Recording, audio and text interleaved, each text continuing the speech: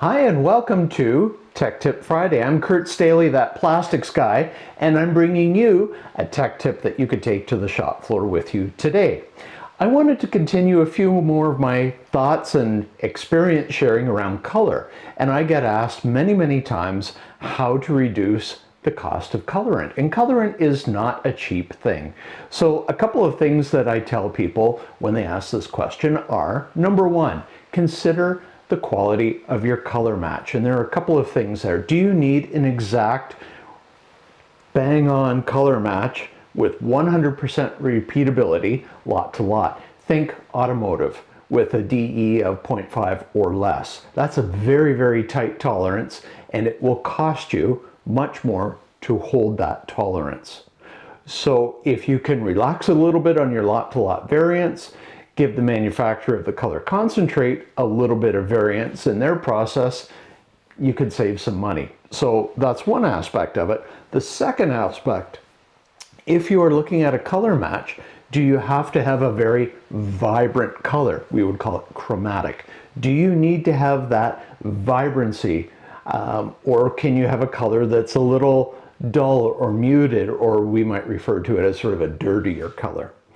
Now, if you could do that, that would mean that you can use less expensive pigments. And obviously less expensive pigments, less expensive raws translates very quickly to a less expensive finished product. Makes sense, right? So when we set aside the color, the next thing is what sort of protection do you need in the color concentrate? Do you need a UV package? If so, how long?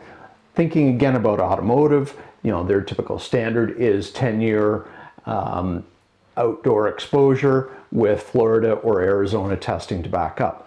Most consumer goods, aside from automotive, I'm talking housewares and things, don't require that level of UV protection. I recently have been working with a client who manufactures product for outside use that only has to be outside for a very short period of time prior to installation. And yet they were asking for a UV package that would be much longer. And really there was no need for it, because we, after chatting back and forth, realized that period prior to install is actually very short. And even in the worst case scenario, it was still much shorter than they originally wanted their UV package for. So we could back off on the UV package and immediately reduce the cost. So that's something to keep in mind.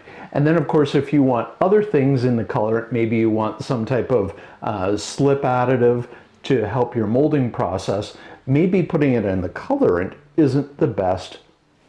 It's not the best way to deliver a slip package. And maybe you're masking a process, or a problem rather, with your tooling or some other element of your processing. So if you can really pinpoint what's going on in your process, maybe you don't need anything in the colorant, and you can drop that price and actually correct the root cause of the problem. Just a thought, or two, or four, however many.